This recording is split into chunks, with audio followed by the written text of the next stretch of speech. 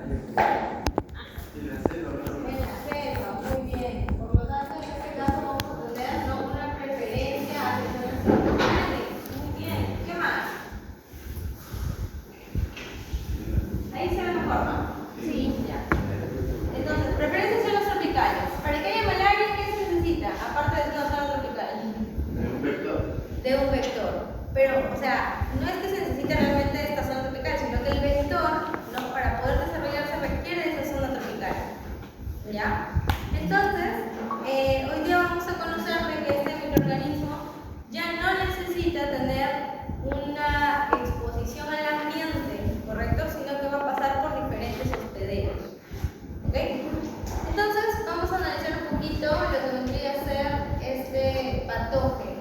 Este microorganismo llamado Plasmodium genera lo que nosotros llamamos malaria, ¿no? O también conocida como paludismo. ¿Correcto? Y si nos acordamos de los posibles Plasmodium, ¿cuántos creen que existen? Varios. Muy bien. Varios. Varios es un número muy interesante. En el caso de los infectantes hacia nosotros, vamos a encontrar, ahí dicen 4 tipos, pero en general también hay uno más, que ahorita se los voy a decir. Plasmodium vivax, Plasmodium falciparum, Plasmodium malariae, Plasmodium ovale, y Plasmodium knowlesi. Miren todos los que existen, ¿ya? Nosotros hoy día nos vamos a centrar en estos dos de aquí, más chéveres, estos dos, ¿ya? Y los demás, pues, sí va a haber algunas informaciones, de repente lo pueden revisar, pero en general lo vamos a utilizar estos dos porque suelen ser los más frecuentes, ¿ok? De los dos, ¿cuál creen que tenga mayor presencia a nivel mundial? Vivax. A nivel mundial, Vivax se le gana, ¿ok? Pero en África, ¿quién creen que le gane? Sí, Falciparum le gana en África, ¿ya? Bueno, se menciona de que ahí existe mejores receptores para el parásito, pero en general está en verificación. Normalmente suele llegar a quedarse en esa zona. De hecho, también podría llegar a ser, imagínense, ¿no? Por quizás establecimiento de quizás vectores, ¿no? Porque recuerden acá que un vector es difícil de que viaje. Viaja poco, pero sí viaja, ¿no? Se ha visto que han viajado en botes normales grandes, ¿no? En algunos tiempos, en algún tiempo de hace muchos años, ¿no? Es el mismo. Entonces, chicos, hoy día vamos a ver Vivax y Falciparum básicamente. De los dos, ¿ok? El más peligroso, ¿ok? O el más agresivo, ¿cuál creen que sea? ¿El Vivax? ¿Cuál? ¿El Vivax? ¿El Vivax? ¿Vivax? Miren, el Vivax tiene bastante presencia a nivel mundial, pero el más agresivo es Falciparum. Falciparum es uno de los más agresivos. ¿Por qué? ¿Qué genera? Intrameningitis hemorrágica. También puede generar intrameningitis hemorrágica. ¿Ya? Entonces, bueno, vamos a analizar el día de hoy esos dos parásitos más frecuentes, ¿correcto? Dos especies importantes que de hecho pueden llegar a generar presencia aquí en nuestro Perú también, obviamente, ¿ya? Y como mencionamos hace rato, este tipo de parásito requiere de un vector. Y para que exista ese vector, obviamente necesita un ambiente cálido como los lugares tropicales que tenemos aquí en Perú. ¿Ok? Pero, les pregunto, ¿todos los mosquitos, en este caso, podrán llegar a generar la transmisión de Plasmodium? No, pero no. No. ¿Ya? ¿Qué tipo de mosquito? ¿Aedes? ¿Qué opinan? Hay un mosquito que se llama Aedes.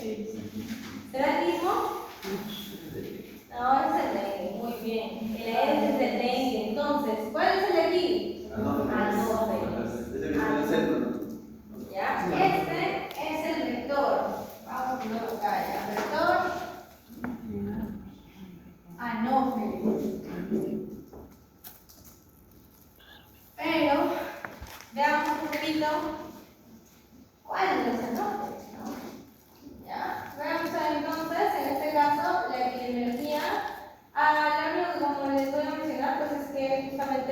hay mucha más presencia de Vivax que de Falciparum. Entonces, Vivax lo vamos a encontrar distribuido, por ejemplo, en América, en Asia, en África también, ¿ok? Pero el que tiene más presencia en África suele ser Falciparum, ya, mayor cantidad. Entonces, en el caso de el vector, ahorita vamos a analizar un poquito el vector, ¿ok? Aquí tenemos las especies y la taxonomía de este parásito. Yo les había comentado de que esta clase vamos a ver todos los apicomplexa, ¿verdad? Entonces aquí están, miren, todos los apicomplexa, los dos que hemos visto hace un ratito, ¿no? El Toxoplasma y Plasmodium son también del mismo filum, pero en este caso tenemos el género Plasmodium, ¿ya? Y les comentaba que teníamos estos 5 tipos, pues, ¿no? 2, 4, 5, ahí están. Entonces, Plasmodium falciparum, Plasmodium vivax, Plasmodium ovale, ¿ok? Se menciona que tienen algo llamado fiebre terciana o fiebre terciaria también, ¿no? Entonces, ¿qué significará eso? ¿Alguien sabe qué es una fiebre terciana? Fiebre terciaria, ¿no? Ya, les voy a contar, ¿ya? La fiebre terciana significa de que en malaria normalmente se generan picos de fiebre en diferentes días. Entonces no es que es una fiebre constante, ¿no? Como normalmente nos da, por ejemplo, con SARS-CoV-2. Aquí lo que vamos a tener es, hoy día, por ejemplo, me da fiebre, ¿correcto? Luego baja la fiebre y después de 2 días, el día 3, me vuelve a dar fiebre. Entonces, ¿cada cuántos días estoy teniendo fiebre? Cada 3 días, ¿no? Entonces es una fiebre terciana, ¿ok? Ahora, ¿por qué, profe? ¿Por qué solamente, o sea, te da cada 3 días esa fiebre? Porque está bien asociado al ciclo biológico del parásito. ¿Y por qué? ¿Qué tipo de células daña este plasmodium? ¿Sabes? Eritrocitos. Entonces, los que digan fiebre terciaria, ¿ok? Significa de que el ciclo eritrocítico se ha dado en 48 horas y terminando las 48 horas, el tercer día se inicia con la fiebre. ¿Ok? ¿Por qué da fiebre? ¿Alguien sabe? Para tratar de eliminar, ¿no? No. ¿Por qué da fiebre? Con la que se Es una respuesta. ¿De qué? de frente al patógeno. Frente al patógeno. Ya, vamos por ahí, van Se cerca. activa la interleuquina 6 y la interleuquina 1, creo. 1, muy bien. Estas son interleuquinas proinflamatorias, ¿verdad? Que se dan a partir de una lesión, ¿sí o no? Entonces, si estamos hablando de que el patógeno termina el ciclo eritrocitario cada 48 horas, significa de que rompe eritrocitos cada 48 horas y libera más de ellos, ¿sí o no? Al romper eritrocitos, ¿qué estamos haciendo? No estamos haciendo algo dañino para nuestro organismo. Se liberan citoquinas proinflamatorias y estas citoquinas proinflamatorias generan fiebre al fin y al cabo. ¿Ya? Inflamación también, de hecho. Pero nosotros nos vamos a dar cuenta de que está pasando algo cuando empezamos a tener justamente esta fiebre, ¿no? Y esta fiebre que oscila, no es constante, ¿ya? Entonces, todo lo que diga fiebre terciana vamos a encontrar como fiebres que dan cada 3 días. Y ya mencionamos que el ciclo biológico del parásito tiene mucho que ver con ello. ¿Ok? Y además, miren, en fiebres tercianas tenemos a una fiebre terciana maligna y una benigna. ¿Qué significará? Bueno, en la maligna es que esta fiebre logra ser bastante agresiva, ¿ok? Posteriormente la infección logra ser bastante agresiva, incluso llegando a generar malaria cerebral. Y hoy ya vamos a conocer el porqué cuando les explique el ciclo biológico. Y la fiebre benigna, en este caso, pues, sí puede dar fiebres, pero la infección como tal es menos agresiva, más leve. El paciente puede durar más días sin tratamiento, pero una vez pasado 2, 3 semanas, obviamente el paciente va a empezar a tener daños colaterales en diferentes órganos, ¿no? Entonces, es como que más tranquila, ¿ok? Entonces, en este caso, miren, mencionábamos hace rato que el más agresivo era Falciparum, ¿verdad? Y si se dan cuenta, tiene esta fiebre terciana maligna, ¿correcto? Entonces, también vamos a ver otro, miren, malaria que tiene. Cuartana, ¿no? Entonces, ¿qué significará? Según lo que les he explicado hace rato. Fiebre cada 4 días, ya. ¿Qué significa eso? Que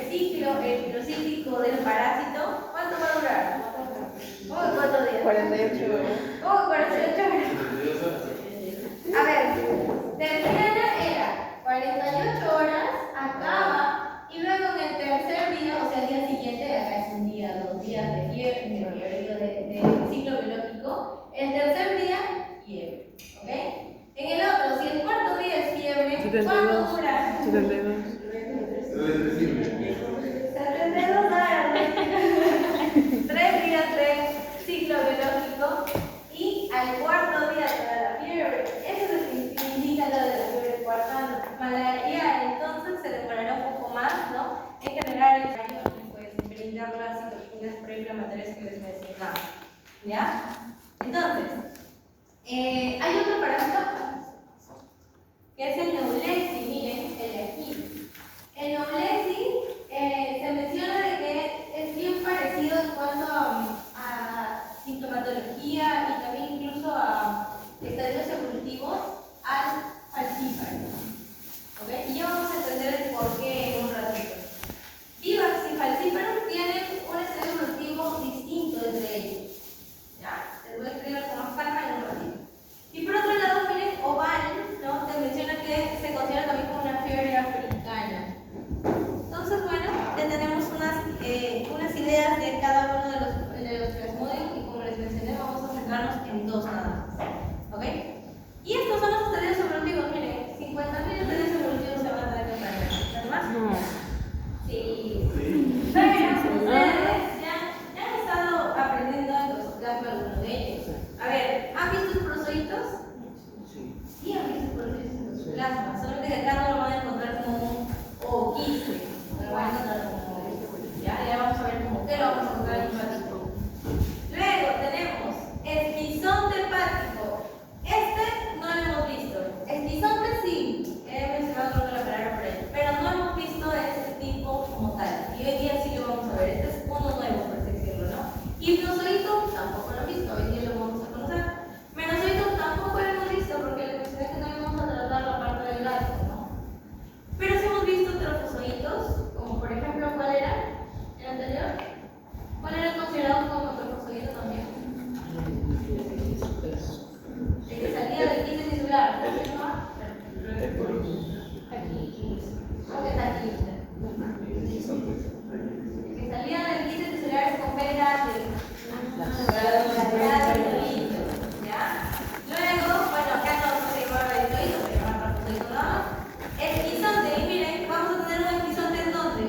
En el hígado y otro en el eritrocito. Vamos a, como, no sé, reciclar, por así decirlo, los nombres, ¿no? Luego vamos a tener gametocitos. ¿Hemos visto ese nombre? ¿Cómo que no? Micro y macrogametos no hemos visto. Los gametocitos.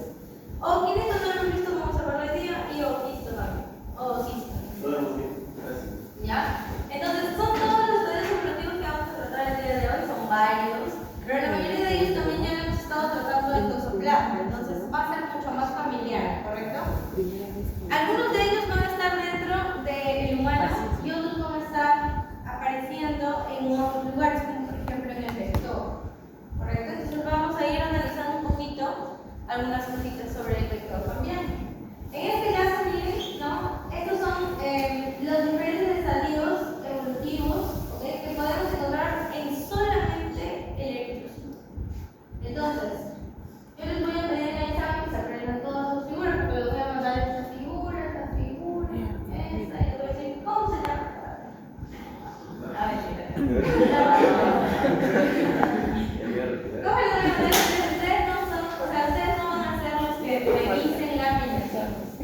¿Ya? Ustedes necesitan saber cuál es el parásito, cómo se transmite, qué hago en este caso, por qué se diferencia falciparum de Vivax, ¿no? Para poder también incluso saber si mi paciente puede tener falciparum Vivax y de qué manera puede afectarme el saber esta información, ¿no? Como ya les dije, uno de ellos es mucho más agresivo y va a tener mucho más probabilidad de muerte en el paciente. Entonces, esta partecita realmente lo que los hacen los analistas de estas láminas. Ustedes van a ver el día de hoy solamente cómo se hace el diagnóstico, pero en realidad la persona que se tiene que aprender todo esto suele ser pues un técnico de laboratorio, un biólogo también para hacerlo, siempre y cuando tengan digámoslo así, la capacitación adecuada para poder diferenciar entre distintos estadios evolutivos. ¿Se dan cuenta? Hay algunos, miren, esto por ejemplo, este círculo con un puntito dentro de un eritrocito. ¿En algún momento lo van a poder observar ustedes? Está difícil, ¿verdad? Si con la punta podemos ver un eritrocito, está más difícil que encuentres un parásito dentro del eritrocito. Entonces, para hacer esto se capacitan, no es que sea cualquier persona, ¿ya? Lo único que sí por ahí son características resaltantes, miren, entre Vivax y falciparum, es esta partecita de acá.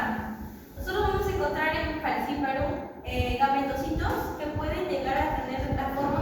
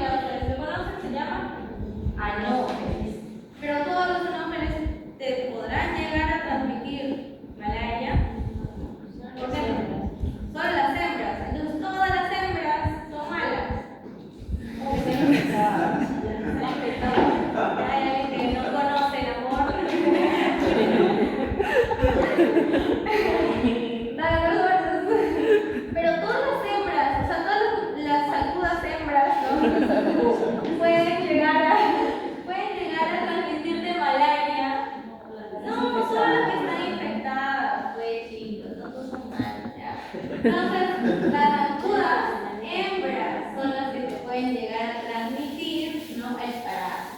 Pero no todas, solamente las que han picado a una persona previamente infectada, ¿ya? Entonces, para que haya la enfermedad tiene que existir el vector, tiene que existir una persona infectada, ¿ok? Y luego obviamente una persona sana a quien transmitir, ¿ya? Si es que uno de esos dos no existe, a pesar de que hay un vector, pues no hay quien brinde la enfermedad, ¿no? No hay el humano que pueda transmitir la enfermedad de mosquito. Entonces, tiene que existir los dos, sí o sí. Y como mencionaba, son las hembras. ¿Por qué son las hembras? Ya para las personas que han llegado a micro ya lo saben, pero ¿por qué son las hembras? Para los demás. ¿Son malas, así como decíamos hace rato? Sí, todos tenemos ya tenemos dos. Excepto Diego. Diego está tranquilo ahí. Diego dice no. Diego, ¿por qué son las hembras? Será por los huevos, Son las que ponen los huevos, ¿sí o no? Sí. Entonces, ¿qué pasa en este caso de las hembras? Las hembras requieren de producción de huevos, ¿ya? Entonces, para producir huevos no solamente necesitas de alimento normal, que lo que utilizan los acuditos suelen ser pues plantas, ¿ya? Sí, entonces no se alimentan directamente de nosotros, pero ¿qué pasa en las hembras? Que requieren de más proteína. Entonces, ¿dónde hay más proteína? En animales de cadena alimenticia, ¿no? Y de hecho nosotros no somos realmente pues su principal alimento. En la selva, los zancudos pues normalmente se alimentan de lo que haya, animales pequeños, chanchitos, chanchitos pequeños, ¿no? Perritos, cualquier cosa que haya que sea de sangre caliente y ya. Entonces nosotros, si es por el hecho de haber estado empezando también a colonizar estas zonas, ¿no?, pues lamentablemente también nos ha tocado convivir con este tipo de animalitos, ¿no? Entonces, bueno, en el mosquito, ¿no?, el mosquito infectado va a ingresar el parásito. Hasta ahorita yo no quiero todavía saber el nombre, ¿no?, de cada uno de los estadios, solo les voy a mencionar qué es lo que va a generar. Entonces, inyectan lo que viene a ser el parásito y el parásito, ¿no?, lo lógico sería que de una vez genere infección a los eritrocitos, ¿sí o no? Pero no. El parásito primero va a hacer una parada porque le gusta irse a algún lugar de nuestro cuerpo. ¿A qué lugar? Hígado. Al hígado. Va a ir al hígado y va a hacer una parada ahí primero. ¿Por qué? Porque ahí va a empezar a generarse, ¿no?, una transformación del parásito y un aumento de estos aquí, ¿no?, para poder luego ser liberados al torrente sanguíneo. ¿Ok? Entonces, a esta primera parte, esta primera parada se le va a llamar, ¿no?, el ciclo preeritrocito, ¿no?, preeritrocítico. Y posteriormente, cuando sean liberados a torrente sanguíneo, recién podrán ser capaces de infectar a una célula sanguínea, a un eritrocito. ¿Ya? Entonces, ¿cuántos estadios tenemos en este caso? El líquido peritrocítico y el eritrocítico. ¿Ok? Entonces, en estas dos situaciones, miren, ¿no?, se va a dar una reproducción sexual o asexual. ¿Qué opinan? Asexual. ¿Aquí?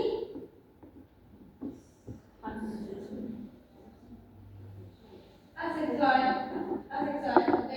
Pero algunos de estos parásitos se van a empezar a especializar, van a empezar a decidir ser gametos femeninos o gametos masculinos, ¿no? Entonces, miren aquí, podemos empezar a observar de que se empieza a generar esta selección, ¿no?, de gametos, de distintos gametos. Entonces, en la sangre, obviamente, ¿no?, en los eritrocitos.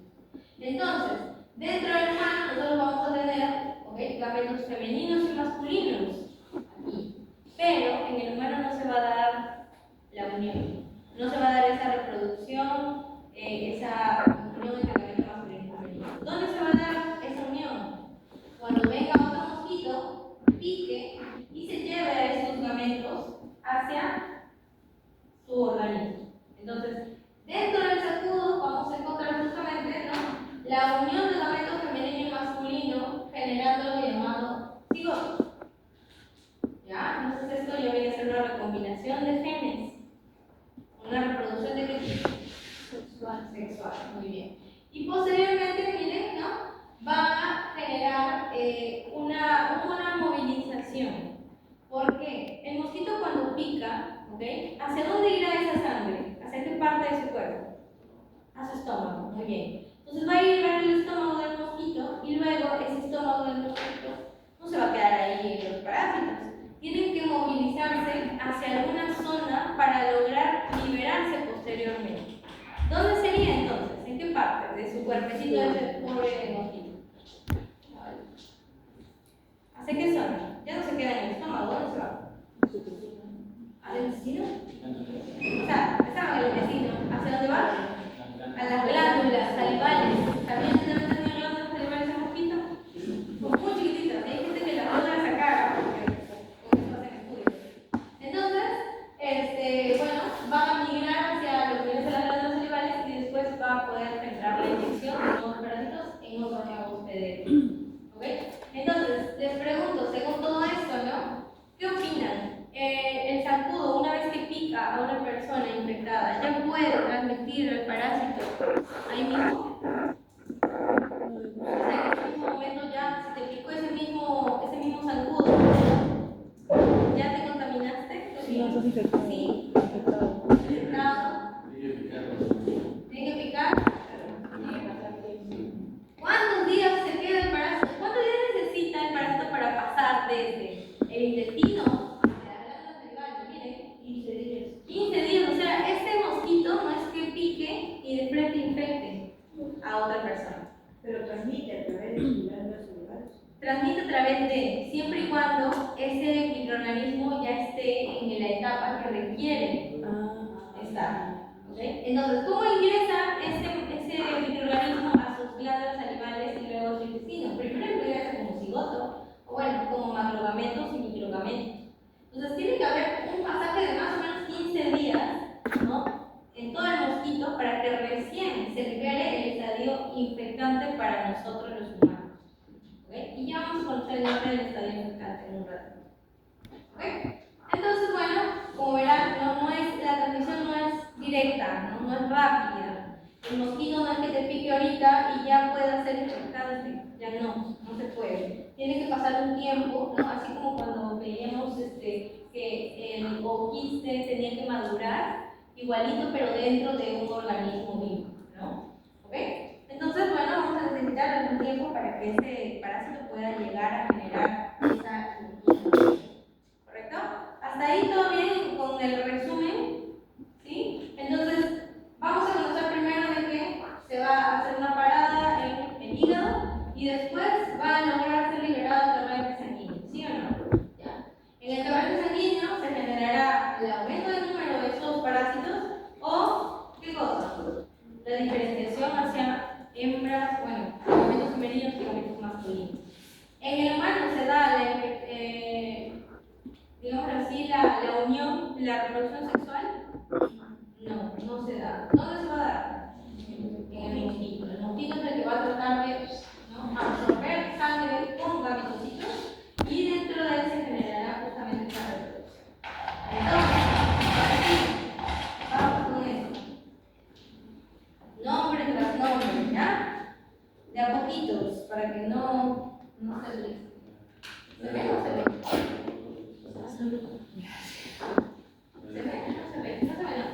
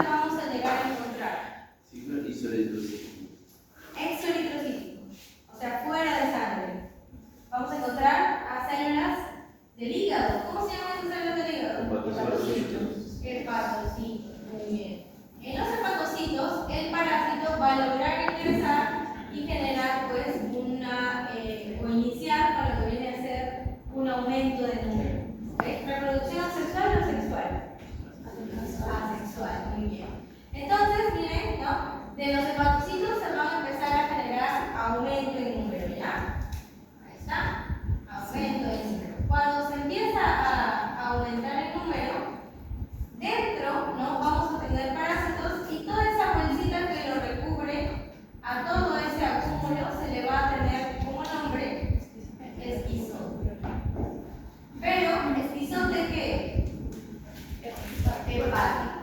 ¿Ok? Ahí está, esquizón hepático.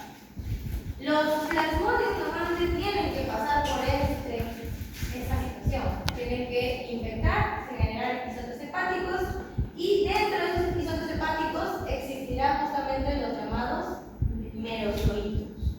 ¿Ok? Entonces, bueno, ¿qué es lo que vamos a encontrar aquí? Que una vez que ya hayan aumentado el número, ese esquizote reviene. Entonces, sale afuera, a la parte vascular, los merozoitos, ¿correcto? Y estos merozoitos iniciarán el ciclo eritrocítico.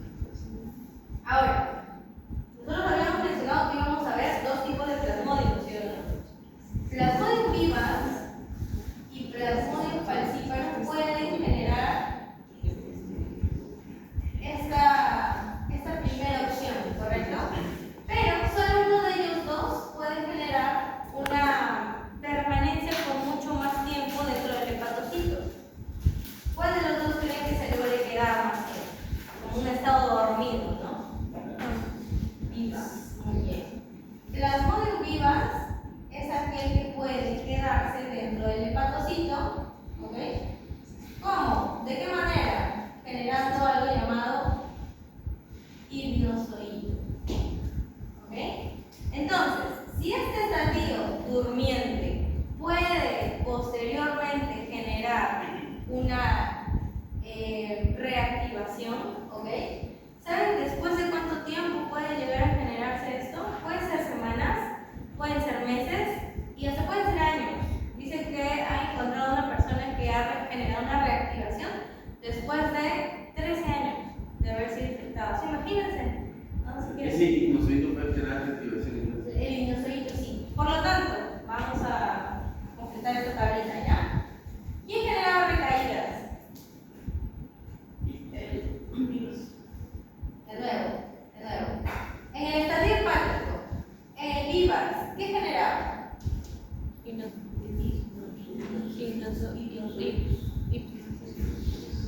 Hipnozoíto y también generará el esquizón hepático y todo eso, ¿no? Pero hablando del hipnozoíto, ¿falciparum tendrá?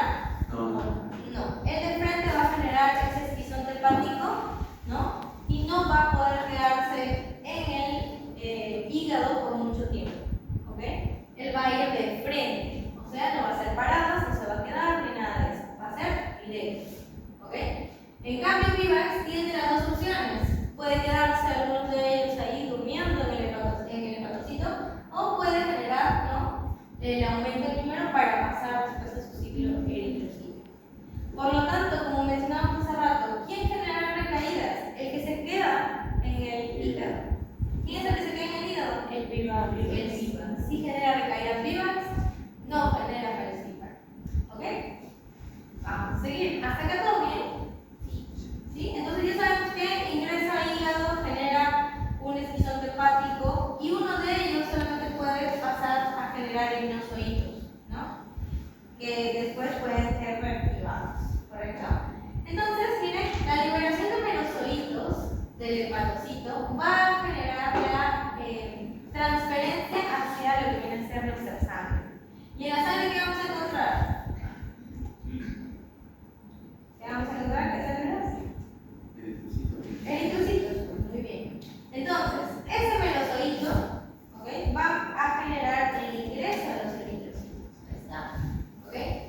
Y una vez ingresado a los eritrocitos, se va a empezar a evolucionar, por así decirlo, ¿no? Entonces vamos a encontrar un estadio o una morfología que nosotros le llamamos morfología en anillo o ring, ¿ok?, que lo vamos a encontrar en algunos eritrocitos, y este eritrocito va a ir mutando, pero sigue creciendo, por así decirlo, ¿no? Entonces, en otro encontraremos otro estadio ya más grandecito que nosotros consideramos como trofozoito. ¿Ok? ¿Y por qué vamos a considerar esto como trofozoito? Porque este ya va a tener otra estructura ya no va a ser simplemente un anillito, sino que vamos a encontrarle una vacuola digestiva adentro.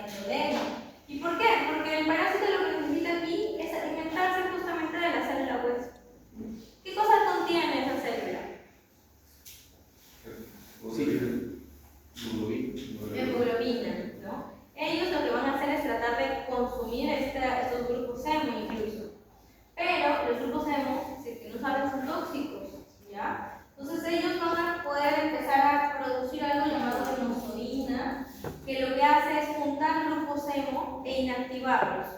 Cuando están juntitos todos, son inactivados. O sea, no son tóxicos. Entonces, al juntar estos grupos en su cola digestiva, ya es posible el consumo de estos. Y luego de consumir, de alimentarse, empezarán a generar aumento de ellos, ¿no? Entonces, el aumento de esos trofozoitos dentro de un saquito, por así decirlo, ¿no? Va a tener casi el mismo nombre que el otro saco que vimos en el hepatocito. ¿Cómo se llamaba? Es isón. Pero ahora ya no es hepático, sino eritrocítico. Muy bien. Adentro, entonces, ¿qué es lo que se van a producir? Más merozoitos. ¿Ok? Y estos merozoitos después generarán la liberación. Y la liberación de merozoitos vuelve a generar todo este ciclo en los eritrocitos. ¿Cuánto se demora? ¿Cuánto cuesta? ¿Cuánto vale este?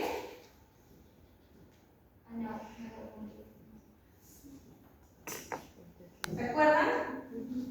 Entonces, cada vez que rompas un eritrocito, ¿no? Significa que ya pasaron ¿cuánto tiempo? 48. Sus 48 horitas, pues, ¿no?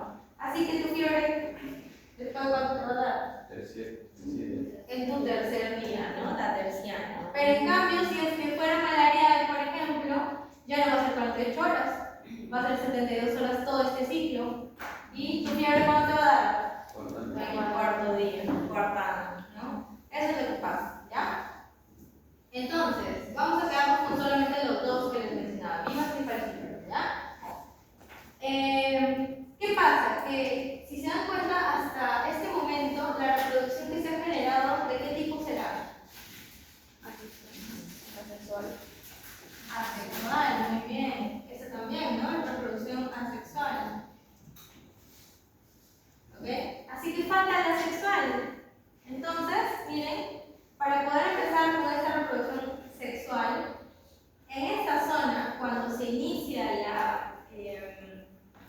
la invasión en el eritrocito, algunos de ellos van a empezar a generar algo llamado compromiso sexual.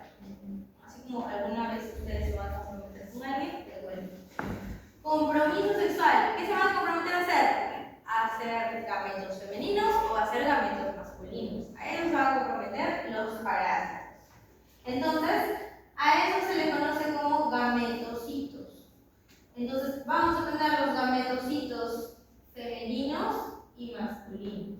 ¿Cómo se le llamaban a los gametocitos, se acuerdan? ¿Femeninos cómo era? Macrogametocitos. ¿Y a los masculinos? Microgametocitos. ¿Todo bien hasta acá? Doctora, ¿en qué momento deciden hacer el compromiso sexual? Aquí, cuando empezamos a ingresar, ¿no? Lo que viene a ser nuevos merozoitos a lo que viene a ser un eritrocito. Ah, en el comienzo. No al comienzo lo que van a tratar de hacer es aumentar el número, pero después se van a empezar a generar este compromiso sexual, ¿no? ¿Por qué? Porque requieren de seguir con su ciclo. Entonces, lo primero que van a tratar de hacer es empecemos a aumentar el número, porque alguno de nosotros no sobrevive.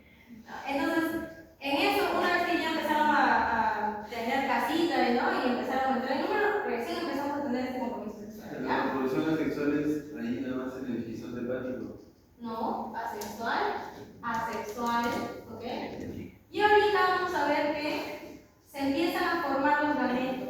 Todavía no estamos en reproducción sexual hasta el momento. Entonces, ¿qué gametos se forman? Macro y microgametos. Estos macro y microgametos, no sé si se acuerdan de las imágenes, pero tenían un montón de estadios. Tenemos estadios macro y microgametos de estadio 1, estadio 2, estadio 3, 4 y hasta el quinto. ¿Cuál es el estadio infectante para el mosquito? Solamente este estadio 5. Entonces ustedes dirán, ¿cómo hará ese mosquito para solamente seleccionar los estadios 5, ¿no? Y no utilizar esos estadios que no le funcionarán adentro de él. Este estadio 5 es el que puede llegar a formar dentro del mosquito un cigoto, o sea, acá ya va a haber reproducción de qué tipo? Sexual, muy bien. Se formará un cigoto y ese cigoto posteriormente, esto va a ser obviamente lo que viene a ser es el intestino, ¿no? Después va a generar algo llamado oocineto o ocineto, creo que lo ponen positivas, ¿no? Y este ocineto es móvil. Por lo tanto, al ser móvil, ¿a dónde se va a migrar? ¿A dónde va a migrar? Al cerebro, como el cerebro del mosquito. A las glándulas salivales, muy bien. Y al tener en este caso las glándulas salivales, podemos llegar a generar mayor cantidad de ellos, ¿no? Generando un oquiste que adentro va a tener los esporosolitos. Y después, como ya están en las glándulas salivales, esos esporosolitos pueden de nuevo picar a otra persona y empezar todo el ciclo nuevamente. ¿Ok? Entonces, habíamos hablado hasta aquí. Los nombres, ¿todo bien? Sí, un poquito difícil al inicio, pero después ya se van a ir acostumbrando. Ahora, hace rato yo les pregunté cómo hace el mosquito para justamente seleccionar este tipo, ¿no? de estadio de los gametocitos.